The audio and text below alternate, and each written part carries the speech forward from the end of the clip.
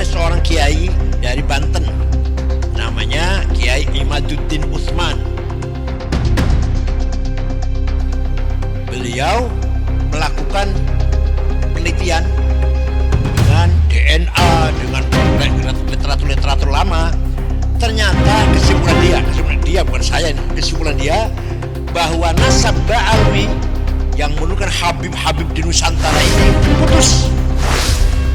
Kamu ngaku Gus, itu dosanya lebih kecil daripada ngaku Habib. Habib Lutfi bilang apa? Saya malu kalau dipanggil Habib, karena perilaku saya belum sesuai dengan datuk saya. Mungkin sudah lebih dari 3 tahun polemik nasab pro dan kontra terhadap Ba'alawi atau Rabithah Alawiyah. Dilanjutkan dengan berdirinya PWILS, menambah kemungkinan bahwa polemik ini mungkin masih akan terus berlanjut. Sampai kapan? Sesungguhnya dalam syariat Islam, penyelesaian polemik saling tuduh dan konflik itu sangat jelas dan terukur.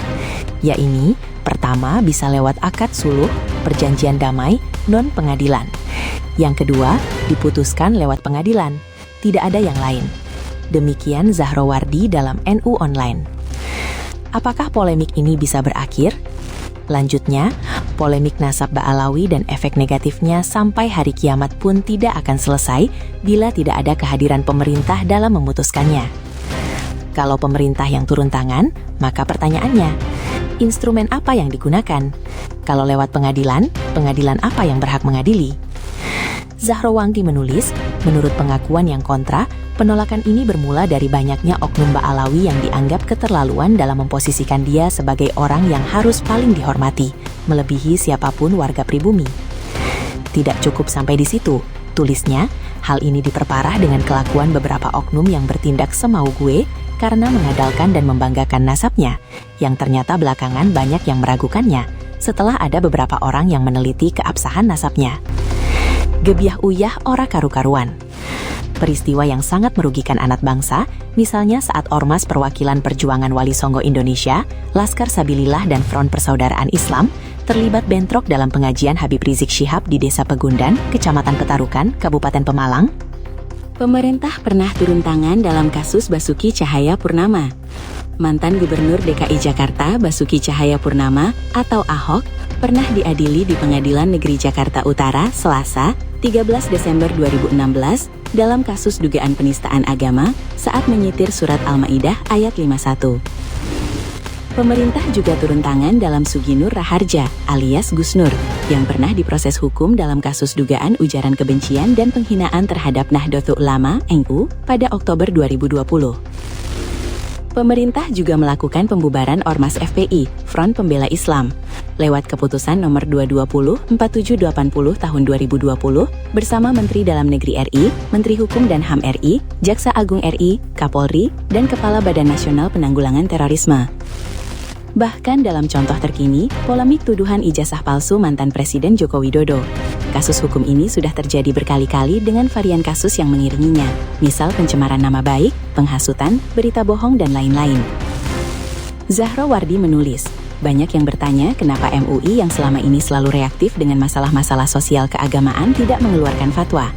Kenapa pula pondok pesantren dan atau forum Batsul Masail tidak berani membahas tentang itu? Jawabnya adalah, apapun fatwa yang dikeluarkan ataupun hasil Batsul Masail yang dirumuskan tidak akan membawa dampak yang lebih baik dibanding dampak negatif di tengah masyarakat, alias tidak menyelesaikan masalah, tapi justru memperkeruh masalah. Di samping itu, masalah nasab Ba'alawi tidak sesederhana masalah polemik nasab anak Macika Mokhtar misalnya, juga tidak sekecil masalah sound horeg. Ini masalah besar dan berdampak besar, yang berhubungan dengan hal-hal dunia akhirat yang besar juga. Efek terhadap potensi gangguan Kamtipmas sangat besar apapun hasilnya. Menurut Zahrawardi, oleh karenanya, kedua belah pihak harus ada upaya mengakhiri konflik ini lewat pihak ketiga sebagai wasit yang legitimat secara undang-undang maupun syar'i.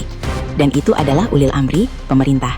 Pemerintah bisa mengajak duduk bersama para pakar dan para saksi ahli yang kompeten di bidangnya yang netral, serta melibatkan institusi yang lain, sehingga keputusan yang diambil betul-betul adil, berdasarkan kajian ilmiah yang komprehensif, cepat, dan maslahah.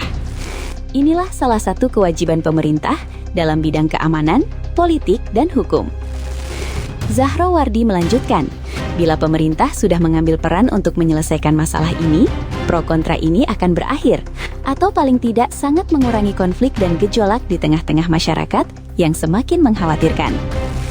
Siasah syariah adalah sebuah kebijakan di mana dengan kebijakan itu mampu mendorong masyarakat ke arah yang lebih baik dan menjauhkannya dari kerusakan. Sekalipun hal itu belum pernah dilakukan dan diajarkan Nabi Muhammad SAW dan tidak ada dalil dari Al-Quran.